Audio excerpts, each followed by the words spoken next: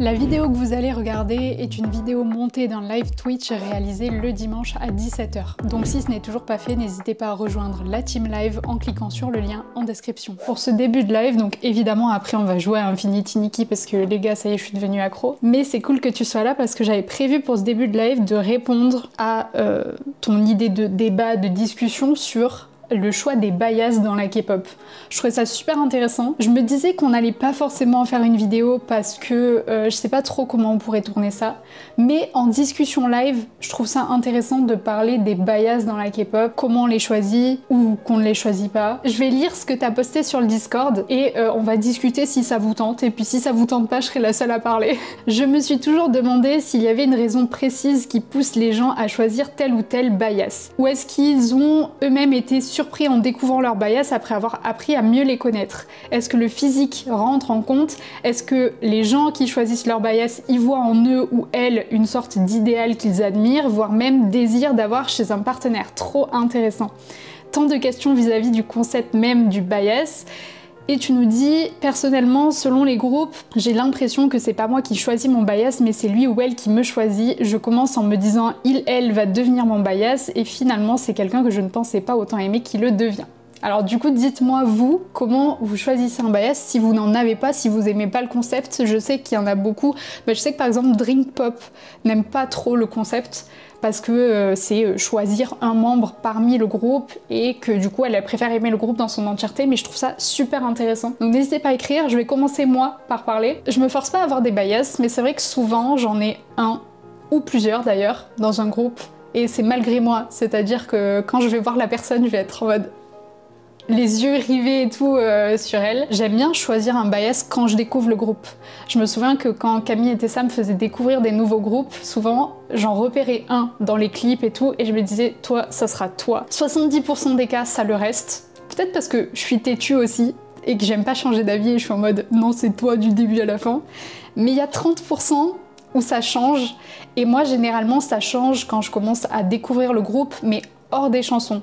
Je sais que par exemple pour 80s et 17 ça m'a fait ça. 80s au départ j'avais repéré Wooyeon, que j'aime toujours beaucoup d'ailleurs. Et puis un jour j'ai regardé le Weekly Idol où Yeosang défonce notamment San et Mingi pour leur danse et ils se foutent trop de leur gueule. Et à l'époque Yeosang me faisait peur parce qu'il avait les cheveux roses et des lentilles bleues hyper claires et j'étais en mode ouah mais il me fait peur, trop bizarre. Et en fait à partir de ce Weekly Idol là, j'ai dit mais toi je t'aime trop. Et pourtant Yeosang c'est quelqu'un qui est dans l'ombre, qui est pas non plus mis en lumière par rapport à son talent, ses vocals et tout, parce que en fait il a une voix grave et du coup il est pas du tout utilisé dans les chansons d'80s parce que tout ce qui est grave c'est Mingi qui le fait en fait.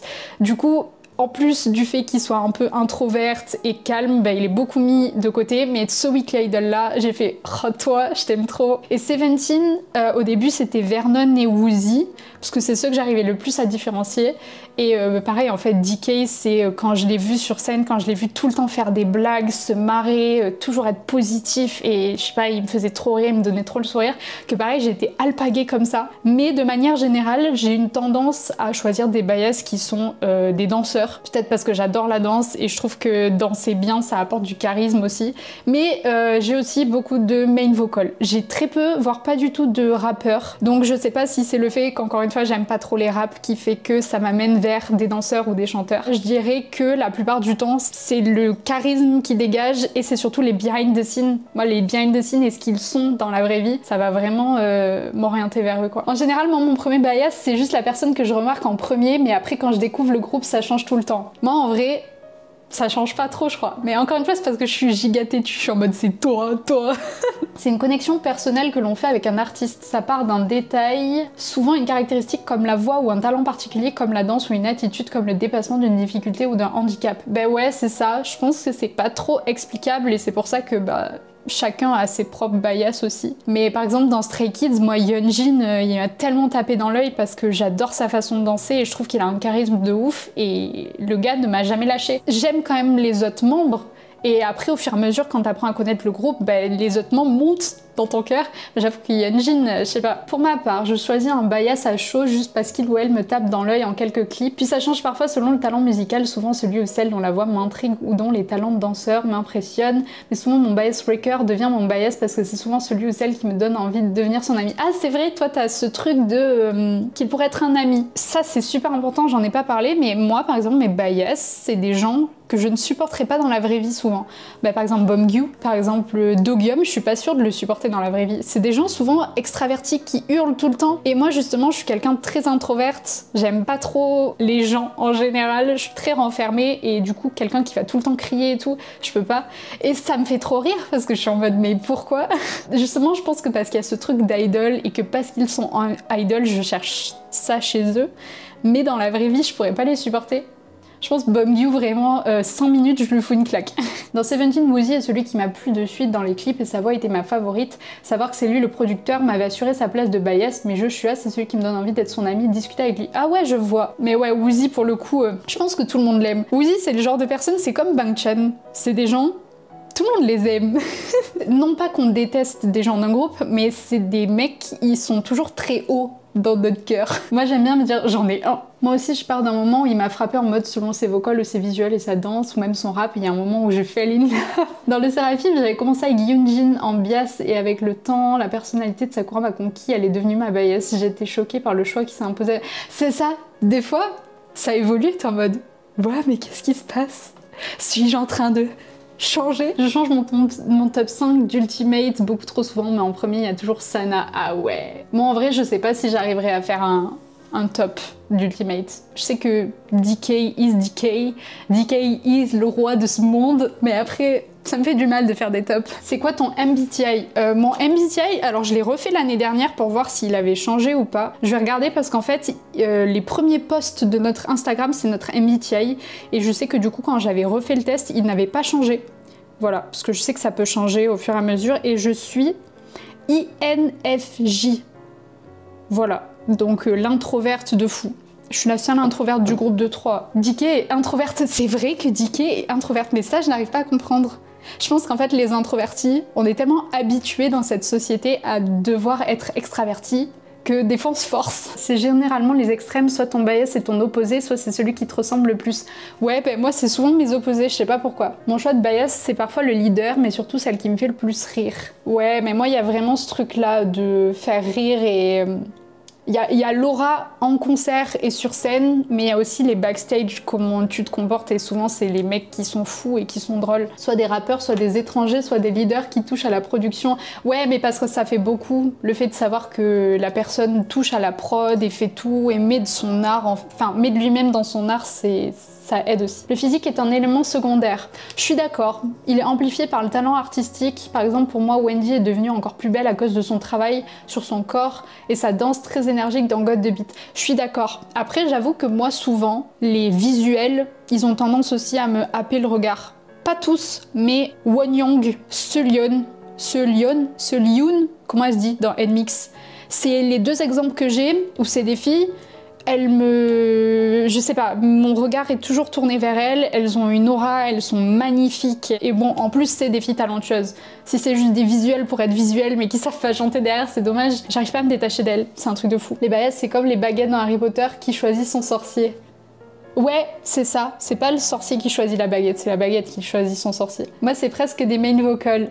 Bah ouais, c'est ça. Moi, c'est souvent main vocal ou main dancer, mais jamais trop des rappeurs en vrai. Mon bias, c'est l'opposé complet. Bias breaker, c'est complètement moi. Je pense qu'il y a un peu ce truc-là. Bon, après, je vais pas faire une généralité, mais le bias, souvent, c'est l'opposé. C'est la personne que tu ne supportes pas. Et le bias breaker, c'est la complémentarité. La seule chose avec laquelle je n'y arrive pas perso, c'est choisir un bias parce que tu souhaites qu'il ou elle devienne ton partenaire amoureux. J'ai rarement des crushs en K-pop, mis à part peut-être Jackson Wang et Wano. Bah y a un peu ce truc des lulus, plus tu prends de l'âge, plus le délulu part. Bon, tu sais que ça n'arrivera pas quoi. Mais je pense que c'est plutôt quand t'es jeune. Après, moi il y a beaucoup de K-pop idols que je trouve très beaux. Bah après, c'est beaucoup la perfection de la Corée aussi. C'est ce qui marche. Moi j'ai vu un truc en mode ton bias breaker, ton type idéal et ton bias, ta personnalité ou celui avec qui tu pourrais devenir pote. Ouais, pas moi. Hein. Le bias, c'est la personne que l'on aimerait être ou dont on aimerait avoir les talents. Ah, en vrai, peut-être. Je vis très mal mon introvertition. Ça n'existe pas. Non, en fait, je le vis pas très mal, mais c'est dur dans une société comme ça d'être une personne qui n'arrive pas à gérer le contact social. En vrai, c'est dur à vivre. Et souvent, je me dis, j'aimerais être comme ces gens-là qui n'ont peur de rien, qui parlent à tout le monde, qui n'ont pas peur d'avancer, de faire les choses, alors que moi j'ai toujours peur de tout. Du coup, en vrai, ça fait une belle analyse psychologique de dire le bias, c'est la personne que t'aimerais être. En vrai, un peu. J'aime les gens qui ont la flemme d'être idol. Ouais, ça c'est rigolo. Chunga, Lino, Taeyong, Mingi, Subin, Salgi. Ou alors ceux qui sont nés pour être idol et hurler. Seungkwan, Chori. Ouais, de ouf, de ouf. Ma bias, Gaël de Hive, sous-côté, alors que c'est la membre qui avait le plus de trainee que tous les membres. Je crois elle a commencé quasiment comme Wonyoung. Après je suis déçue car ils ont mis en rappeuse et en main danceuse. Du coup s'il n'y a pas de chanson rap elle devient une back danceuse, alors ils ont mis Rei en vocaliste. Ben moi j'avoue que Gaël, si je devais vraiment faire un classement, c'est avec comment elle s'appelle la Maknae. C'est celle que j'aime le moins. No hate hein, mais voilà. Mais je pense que c'est parce qu'elles sont moins mises en avant. Yujin, Wonyoung, Liz, Rei leur volent vraiment la vedette. Rei est très drôle, c'est ma bias, voilà, elle est très drôle. Liz, elle a des vocals de fou, et après il y a Wonyoung et Yujin qui sont des idoles pures, quoi. Elles sont nées pour ça.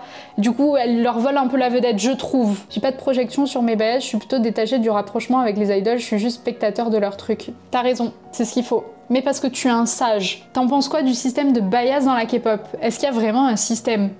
C'est juste les fans qui ont inventé ça. Moi en fait à partir du moment où c'est des trucs qui sont pas officiels et inventés par les gens, je considère pas ça comme un système et chacun fait ce qu'il veut. Tant que c'est enfantin, qu'il y a rien de méchant, que voilà tu aimes quand même le groupe au complet, y a pas de souci. Je vais pas faire ma blink toxique à dire que ma bias c'est Lisa et que du coup les autres sont nuls. Enfin non, pour moi Blackpink c'est A4 et j'aime les 4. Mais je pense que c'est cet état d'esprit là qu'il faut avoir. C'est comme tout système, tant qu'il n'y a pas de négativité derrière et que c'est enfantin, ça va quoi. En vrai, pourquoi choisir quand on peut apprécier tous les membres? Bah c'est ça, mais en fait, des fois c'est pas un choix, c'est en mode inconsciemment, tu vas être plus attiré vers une personne. Je parle pas d'attirance physique, hein, je parle d'attirance au global. Moi des fois je fais pas exprès, mais pourtant je me rends compte qu'il y a un membre où je suis en mode toi je t'aime trop, c'est comme ça tu vois. Mais oui, en vrai, on peut apprécier tous les membres. Et là, je trouve qu'avoir un bias se fait naturellement et que c'est cool tant qu'on ne tombe pas dans le solo stan. Exactement. La seule chose qui me gêne, c'est le one stan. Quand quelqu'un stan une personne dans le groupe et ignore les autres bêtes, ça, c'est totalement... Mais en fait, c'est des dérives qui sont entraînées par le truc de base, en fait. Et bah, y a des dérives partout, mais c'est des dérives qui donnent la toxicité et qui font qu'après c'est mal vu, alors que de base, c'est pas censé être un truc méchant. Mais des fois, je réfléchis. Je me dis, si j'étais dans un groupe... et par exemple j'étais la mal aimée du groupe, en vrai je le prendrais un peu personnellement. Mais c'est pour ça que quand on dit avoir un bias, faut que ça reste personnel. Et donc que ça devienne pas du one stan ou des trucs au concert où tu cries que pour une personne, machin, parce que là ça devient néfaste. Quand je veux avoir un avis sur quelque chose, je me mets toujours à la place de la personne et je suis en mode, si j'étais, tu vois, si j'étais Yosang dans 80s, mais je me sentirais trop mal. Parce que vraiment quand tu fais des tournées, et que personne te choisit dans le public et que tu vois visuellement en fait que t'es le mal aimé du groupe, ah ça fait trop du mal. C'est pour ça que en fait dès que ça sort de la sphère privée, c'est bien de juste hype tout le monde quoi. Après t'as le droit d'avoir ton bias mais il faut que ça reste pour toi je pense, parce que sinon c'est horrible. Quand quelqu'un stan une personne dans le groupe et ignore les autres, je trouve ça tellement stupide de ouf. Si tu soutiens pas les autres alors qu'ils font partie du même groupe, le bias en question va pas trouver ça adorable. Au contraire, c'est insulter les autres membres du groupe que de ne pas applaudir ou encourager les autres membres d'un même groupe. Totalement. Le seul solo stan accepté, c'est genre Stéphane de Taemin pour ses solos et que juste tu t'en fous de SHINee. Je pense que c'est vraiment le seul truc accepté, sinon tu dois toujours soutenir le groupe en entier. Ben voilà, je pense qu'il y a des fois, tu découvres un artiste en solo sans savoir même des fois qu'il est dans un groupe. Et du coup, ben oui, là ça va. Ben moi par exemple, SHINee, j'ai appris à les connaître et je les aime tous, mais c'est vrai que de base, je suis surtout Taemin et du coup, je pense que ouais, je suis d'accord. Là, c'est un peu mieux. Si l'idol a des solos assez souvent, je suis d'accord, c'est logique. Il y a une fan qui a touché Yujin Hive à l'aéroport, elle a dit qu'elle a pas fait exprès et qu'elle s'en foutait des autres membres, elle était là que pour Wonyoung. Super, bah ça, littéralement, ces gens-là à la poubelle, s'il vous plaît. Pour moi, aimer un seul membre d'un groupe s'il a une carrière solo, c'est ok. Peut-être que t'aimes son solo, mais pas les musiques de son groupe. Ouais, du coup, on est d'accord. Dans le cas où c'est une personne qui a fait des solos, c'est un peu plus accepté. frustré parce que bah du coup il a une image détachée aussi de son groupe. Tu vas pas à un concert Shiny pour autant et cracher sur les autres membres. Bah c'est ça. Est-ce que du coup, imaginons, Taemin ne fait jamais de concert solo. Mais toi tu ne connais que Taemin parce que tu le connais en solo. Est-ce que tu vas aller à un concert de Shiny déjà? Et est-ce que en plus de ça tu vas hype que Taemin? En vrai moi je me verrais pas aller à un concert de groupe si je connais qu'un membre. Parce qu'il va même pas chanter ses solos, donc en fait je vais rien... Je sais pas. Surtout que les idoles qui font des solos cultivent souvent une DA, une identité différente, donc on peut y être plus sensible par rapport au groupe. Grave. Pour moi c'est ok si personne met une perf solo et que t'es trop fan, ok. De base quand tu vas à un concert tu applaudis tout le monde ne serait-ce que par respect. Je suis d'accord. C'est stupide d'encourager qu'une personne dans un groupe différent si tu vas voir le groupe en concert. C'est comme si tu vas rencontrer les parents de ta partenaire et que tu ignores sa famille entière pour te concentrer uniquement sur ta moitié. De ouf en vrai. SM font pas mieux, j'attends toujours mon comeback de Red Velvet et God de Beat. Oh God de Beat. Mais en fait je comprends pas. On passe sur un autre sujet, mais je comprends pas pourquoi les super groupes ça marche pas. On en a parlé dans un unpopular opinion déjà avec les filles, ou dans une prédiction, je sais plus. Je ne comprends pas pourquoi ça marche pas. Je prends l'exemple de Smash Bros dans les jeux vidéo, ou je prends l'exemple du chapitre qui a mis en commun Rave Master et Fairy Tail de Hiro Mashima. Ce genre de truc, ce genre d'œuvre qui rassemble plusieurs personnages de licences différentes, qui font un crossover de plein de choses, je trouve ça génial. Enfin, moi, perso, en tant que fan, ça me fait fangirl, mais de malade. C'est comme quand il y a des interactions entre des idoles de différents groupes. J'aime trop ça. Pourquoi les super groupes, ça ne marche pas? Moi, ça... peut-être que c'est trop dur à gérer pour les agences. Je pense que déjà, SM gère très mal. Parce que je trouve pas qu'ils mettent vraiment le budget de l'investissement dans ces groupes-là. Mais moi j'aime trop et ça me saoule que ça marche pas. Ça m'énerve parce que God de Beat c'est incroyable. On vit dans une saucisse, voilà merci. C'est tout ce qu'il fallait dire. Je suis absolument d'accord pour les crossovers. Déjà les Game Cutters, oh de ouf, oui. Très bon exemple, j'aime trop. Et ça m'a fait connaître d'autres groupes aussi, parce qu'il y a eu, il y avait Fromis9 dans le dernier Game Cutters là, je les connaissais pas, mais du coup ça permet aussi de découvrir d'autres groupes. Et j'aime trop. J'aimerais trop qu'ils fassent des collabs musicales de manière régulière quand il y a plusieurs membres de groupes différents qui pourraient faire des merveilles ensemble. Je suis trop d'accord. Toujours pas compris pourquoi les gens sont choqués que les idoles débutent jeunes, ça a toujours été le cas. Alors, pour moi cet argument-là ne marche pas. De dire je comprends pas pourquoi vous êtes choqués parce que des idoles débutent jeunes, ça a toujours été le cas. En fait, la société évolue et ce qui était fait avant, en évoluant, tu te rends compte que c'était pas bien. Tu vois, je prends un extrême de fou, hein. Me jugez pas, c'est un extrême. Mais par exemple, il y a moins de 100 ans, les femmes n'avaient pas le droit de vote, n'avaient pas le droit d'avoir un compte en banque, n'avaient pas le droit d'aller travailler, ok? Et en fait, si on part de ce postulat, on se dit, bah oui, mais en fait, c'était le cas avant, donc c'est pas très grave si aujourd'hui des femmes, elles ont pas le droit de vote. Bah si, c'est grave en fait. C'est justement le fait d'évoluer et de changer ses mentalités qui fait que, aujourd'hui, on a le droit de s'indigner que des idoles débutent jeunes, même si c'était le cas avant en fait. Ça veut pas dire que parce que c'était le cas avant, du coup, c'était ok. C'est juste que les mentalités changent et on se rend compte que ce n'est pas normal. En tout cas, de mon avis, ce n'est pas normal. Parce qu'un enfant est un enfant a un cerveau d'enfant. Donc il ne peut pas...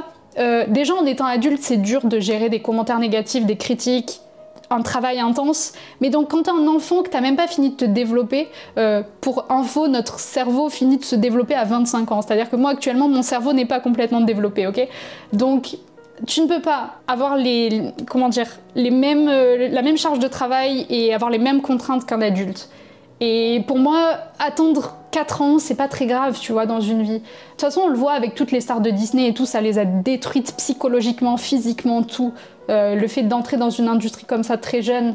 Donc, je sais pas, pour moi, les enfants, c'est vraiment la pureté de la terre. Il faut les protéger.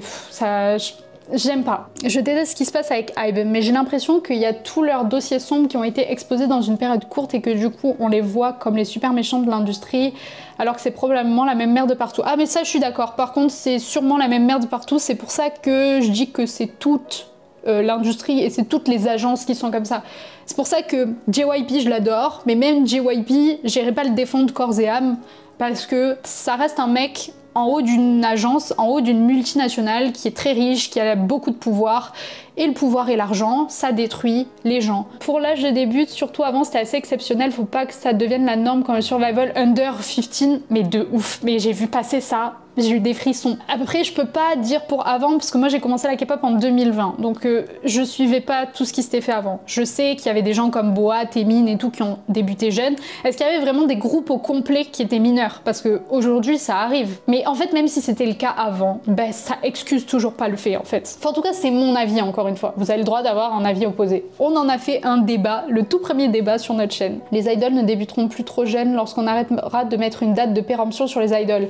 Et j'ai envie de te dire une date de péremption tout court en fait. Et surtout sur les femmes. Il y avait un groupe de trottes là l'année dernière qui avait été annoncé, où le plus jeune il avait genre 27 ans. Mais j'étais trop contente, enfin. Avant, à 13 ans, nos ancêtres allaient bosser à la mine pour gagner tellement peu d'argent que c'était affreux. Donc heureusement que ça a évolué. Donc en Corée du Sud, ils devraient faire pareil. Ça change petit à petit et plus tard, car la Corée s'est ouverte au monde que récemment. Les mœurs changent lentement pour nous qui sommes plus avancés à ce niveau-là, mais ça avance quand même. Mais ça pareil, c'est un truc que je me demande, c'est est-ce que on a des mentalités qui sont plus avancées ou est-ce que c'est juste notre société? Parce que pareil, en fait, des fois je me pose la question, on critique souvent la Corée, mais eux pourraient nous critiquer aussi. Pourquoi nous, nos idées seraient meilleures que les leurs? C'est juste des questionnements. Des fois je me pose la question, je me dis, est-ce qu'on voudrait pas trop implanter nos idées de bons français dans un pays qui a d'autres idées et une autre culture en fait? Comment déterminer ce qui est bon ou pas?